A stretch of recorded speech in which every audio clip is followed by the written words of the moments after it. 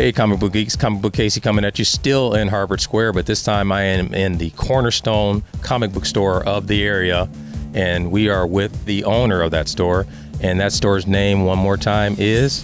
The Million Year Picnic. Hey, everybody. How long has it been here? We've been here since 1974, so we're the oldest comic book store in New England, and I think one of the oldest comic book stores left standing in the U.S. right now. Okay, now Tony here is gracious enough to invite me in to check out the store with the crew, and It's cool having you guys down here. we appreciate it. And of course, you know I'm gonna have to buy some stuff here, man. I'm gonna ask for a discount. I might not get it, but I'm gonna still ask. We'll definitely hook you. Because you got some great Silver Age stuff back there that I need to add to my collection. And you did point out something Golden Age. I have nothing Golden Age. We'll try to make sure we can change that for you. Okay, well, interestingly enough about Tony, what I found out about him is he is actually a Harvard alumni, which is in walking distance of this store. He was a student coming here, working a little bit, buying a little bit, and now, boom, you own it. Yeah, I started working here when I was an undergraduate. It was a good part-time job. And the guy who hired me, Rich Titus, the day he hired me said, I got to warn you, this place is a trap. Once you get in, it's really hard to get out. And here I am like 35 years later, and I'm still here. So At least he was honest. yeah, Rich, you were honest up front. I didn't understand how big a trap it was. Well, now you know, 35 years, man, that's a prison sentence for some people, but this is a great prison sentence for guys like us. It's been a labor of love. So, we just so many great people I've worked with over the years, so many wonderful customers who pass through our doors. It's a lot of fun. Yeah, and something about the comic book stores, it brings a culture together. It brings a lot of people in here of all walks of life. And I'm sure you have a lot of regular customers that probably blow at least a couple $100 on a weekly basis. Yeah. It's interesting sort of seeing the graying of that part of my customer base. What we've tried to work hard on the last 5 to 10 years is bringing a lot more women into the store. I think we've always had a great female following, and also just bringing a lot of kids in, because there are a ton of wonderful graphic novels for kids now that I think is going to create a strong future generation of comic book fans. That was missing for a long time. When I was growing up, there was the Disney stuff, there was all the Harvey stuff, there were the Archies. There were a lot of comic books for kids, and then we sort of went away from that. And I think it really hurt the industry because as people aged from their 20s to their 30s to the 40s, we suddenly didn't have a lot of 10, 12, 14-year-olds coming in and buying comics. And also, in particular, the books just got more mature. I mean, there are a lot of regular monthly Marvel and DC comics, and certainly a lot of stuff from Image where I wouldn't necessarily hand that to a 10-year-old and say, this is something for you. Age appropriate is something you have to take in consideration being the business owner here. And also, I wanted to ask, do you see an increase in sales since the popularity of comics have grown in TV and movies? It's funny. I think the movies drive sales on things like, say, Watchmen, a collected thing where they can come in and get the book and compare it to the movie. I haven't really noticed that the superhero stuff for us drives sales of superhero books. For us, and maybe this is just based on the area, sort of the diversity movement at Marvel created an entire new generation of fans. Reading Squirrel Girl, Ms. Marvel, America, books like that. Ta-Nehisi Coates taking over Black Panther, boom, suddenly that was the number one selling Marvel book. And actually for us, that's number one and Ms. Marvel's number two.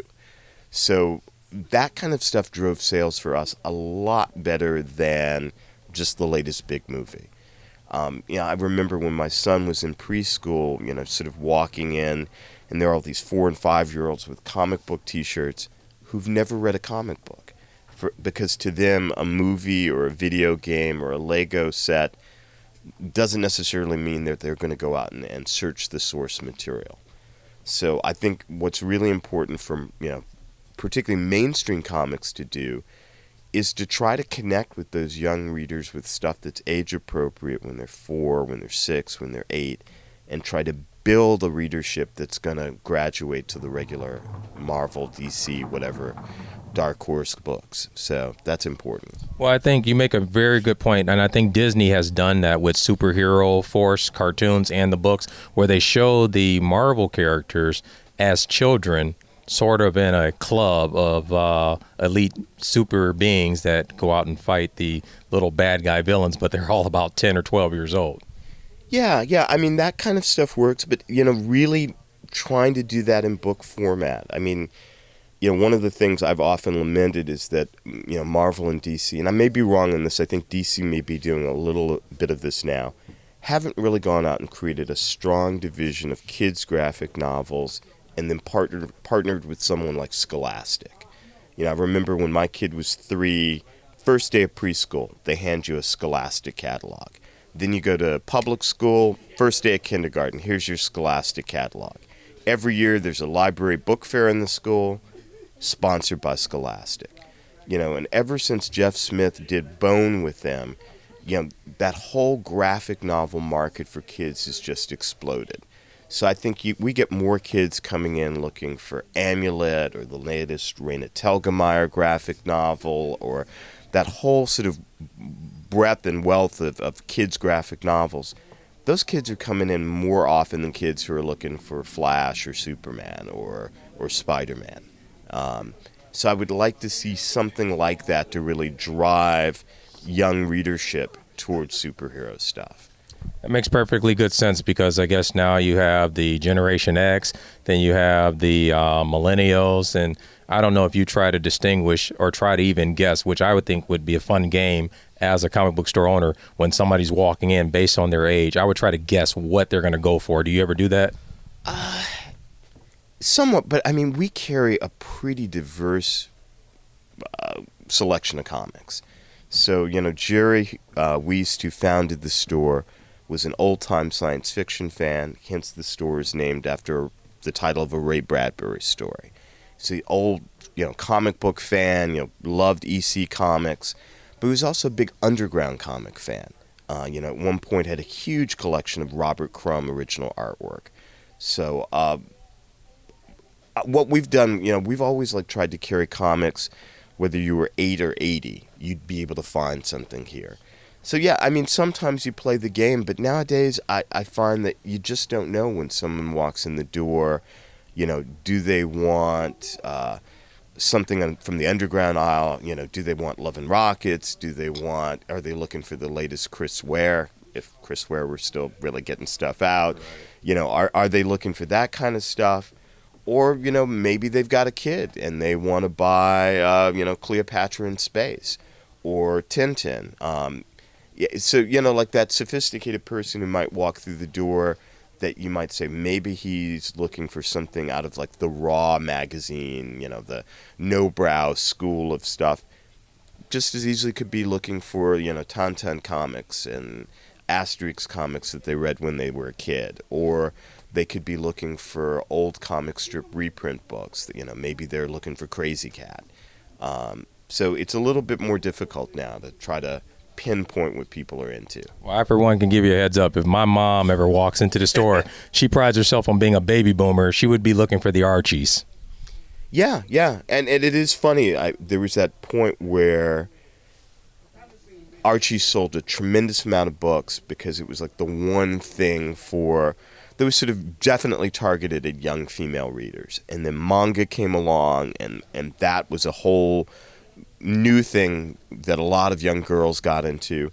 And then, to be honest, like I said, all the stuff that people like Raina Telgemeier, Hope Larson, there are a whole great group of cartoonists doing stuff that young women are interested in. And the other thing with girls and young women, too, is there's a ton of stuff coming out from Image and Dark Horse and IDW and Boom that's really attracting, and even Marvel, that's attracting a larger percentage of female readers. So for us, Saga, anything Brian K. Vaughan is doing, Saga, Paper Girls, he's got a huge female readership, which is really great to see. Now, I noticed that you have a wide variety, a huge selection of all types of books here. So I got to ask, do you have the Archies here? Of course. Okay. Old school Archie and all the new Archies that Mark Waid and people are writing. Yeah. Okay, so now big shouts out to you, Mom, Venus, Baby Boomer. I got to buy you an Archies. I'm coming home with some Archies books for you. All right. we will hook you up with that. Great. A discount. Yes, at a discount. You got it. Cool. Because I'm running with some wonderful swag. So because I'm running out of money here. I'm spending a lot of money on this trip. So yeah, this is a great place, great underground basement comic book store, man. I love the smell of it when I come in. I smell silver, and I smell some Gold Age, even though I don't own any. But maybe before I leave here, I can break out the old credit card. What kind of Silver Age do you like? Man, give me the X-Men or the Avengers any day. Okay. I'm good with that. Okay. Well, we got some stuff back there you might like. Got to have Batman too. We got some Batman. Okay, that's for me, not for Q. For me. All right. All right, so it was a pleasure, Tony, meeting you. Glad that you allowed us in, welcomed us in. And I see an Archie right there. Jesus, hardback. That looks like that's about $50. Probably not. Probably a little bit less. We'll work see, it out. We'll see what we We'll work it out. Okay, well, again, man, thank you for your time. And hey, thanks for bringing the whole crew. My pleasure. Brighten up my weekend. I'm going to borrow some money from them so I can buy some stuff from you. All right. Let's go hook you up. All right, hook me up, man. All Lead right. the way. Take it easy. We're out.